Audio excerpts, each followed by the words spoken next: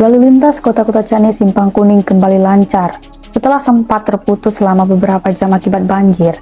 Arus lalu lintas Kota Kutacani menuju Simpang Kuning kembali lancar. Senin 28 Agustus 2023 sore, penjabat Bupati Aceh Tenggara Dr. Syakir MSI memimpin langsung pembersihan jembatan Kute Kuning 1 Kecamatan Bambel. Banjir telah mengakibatkan terjadinya penumpukan kayu dan material lainnya di bawah jembatan.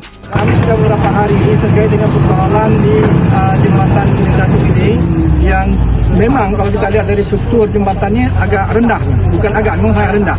Tadi kita sudah komunikasi dengan Pak Zulkarnain, Kasubir dari BPJN untuk kita sampaikan, untuk diusulkan agar jembatan ini ditingkatkan, dinaikkan lagi.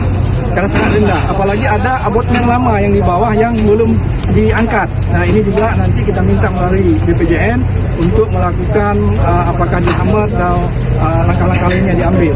Nah tentu kalau kondisi jembatan masih seperti ini kita khawatir akan berulang kembali kondisi-kondisi. Dan ini ada dalam kewenangannya pusat. Tersumbatnya aliran sungai Jembatan Kuning 1 sejak Minggu sore mengakibatkan permukiman masyarakat di Kute Kuning 1 dan sekitarnya terendam banjir. Arus lalu lintas Kota Kutacani menuju Simpang Kuning juga sempat harus dialihkan melalui jalan alternatif Likat Rotong Payung dan Kute Langlang. Tim Liputan Diskominfo Aceh Tenggara.